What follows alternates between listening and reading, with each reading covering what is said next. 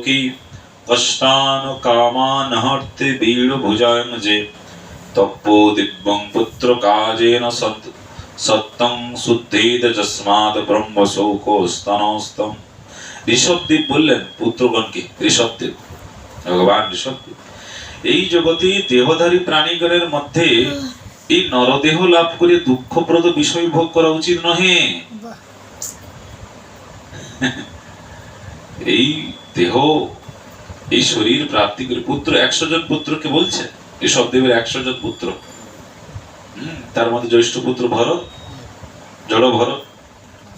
তো পুত্রগণকে বলছেন যে নরদেহ লাভ করে দুঃখপ্রদ বিষয় ভোগ করা উচিত নয়। তাহলে কি করবে? এই প্রকার বিষয় ভোগ বিষ্ঠাভোজী কুকুর শুকুর আদির মধ্যেও আছে, আছে কিনা? কুকুররাও তো বিষ্ঠা ভোগ করে। শাস্ত্রের বিষয় কি বিষ্ঠাই বলেছে। ভগবত সেবা পর অপ্রাকৃত তপস্যা করাই উচিত। অপ্রাকৃত তপস্যা করতে বলছে, এ দেহ দিয়ে শুধুমাত্র তপস্যা করার জন্য।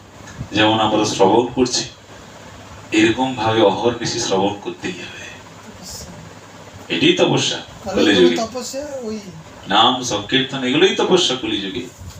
তাহলে বলছেন অহর্নিশি তপস্যা করা উচিত, যেহেতু তদ্বারা অন্তঃকরণ নির্মল হয়ে যাবে। নির্মল হৃদয় নির্মল হয়ে যাবে, ভগবানের নাম কীর্তন আরতি আদি হরিনাম প্রসাদ সেবা, হৃদয় নির্মল হয়ে যাবে। হৃদয় নির্মল হইলে সবিশেষ নির্বিশেষ ভেদে দিবিত ব্রহ্মানন্দ লাভ হয়। হৃদয় নির্মল হয়ে গেলে ব্রহ্মানন্দ, আনন্দ, ব্রহ্মানন্দ তার হয়ে যাবে। তখন আর তার সংসার ভালো লাগবে না, সংসার আর ভালো লাগবে না। তাহা অপার অর্থাৎ বিষয় ভোগাদির ন্যায় সসীম নহে। আবার এই অপারও বলছেন, মানে সহজে জীব পারবেন এটি করতে। যত্র বৈ মানসী জাতি ব্রহ্মণা চোপকল্পিতা, যে অর্থাৎ সেই পুত্রগণের মধ্যে আত্মানুসন্ধান বিশেষ দ্বারা ব্রহ্মা মনুষ্য জাতি সৃষ্টি করিয়াছে। ভগবান বাগাদি ইন্দ্র সম সৃষ্টির সঙ্গে ইন্দ্রাদি অধিষ্ঠাত্রী অগ্নি প্রভৃতি দেবতাগণকে সৃষ্টি করিয়াছেন। দেখুন, ভগবান ইন্দ্র যেমন সৃষ্টি করিয়াছেন এই সমস্ত ইন্দ্রিয়, আবার দেবতাগণকেও সৃষ্টি করেছেন, দেবতাগণকেও। তাহাদের ক্ষুধা তৃষ্ণা বর্ধিত হয়, তারা পরমেশ্বরকে বলিলেন, আমাদের জন্য যথাযোগ্য স্থান কল্পনা করুন, যে স্থানে আমরা প্রতিষ্ঠিত হইয়া অন্ন ভোজন করিব। তখন তিনি তাহাদিগের নিকট যথাক্রমে গো শরীর, অশ্ব শরীর, পুরুষ শরীর আনিয়া সেই দেবগণকে চক্ষুর আদি যাহার যা স্থান তাহাকে তথায় প্রবেশ করিতে বলায়।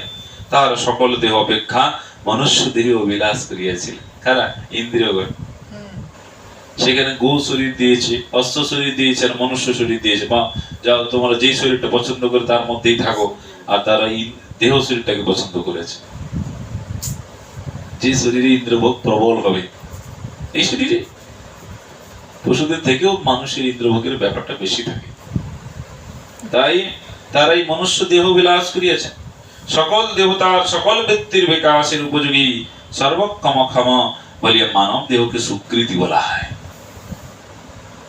দেবতাগণ বলছেন মনুষ্য শরীরকে প্রাপ্তি করার জন্য তপস্যা করছে, এই মনুষ্য শরীরকে প্রাপ্তি করা। ইন্দ্র আদি সমস্ত গন্ধর্বগণ এই মনুষ্য শরীর পেতে চাইছে, যেটা আমরা পেয়ে গেছি।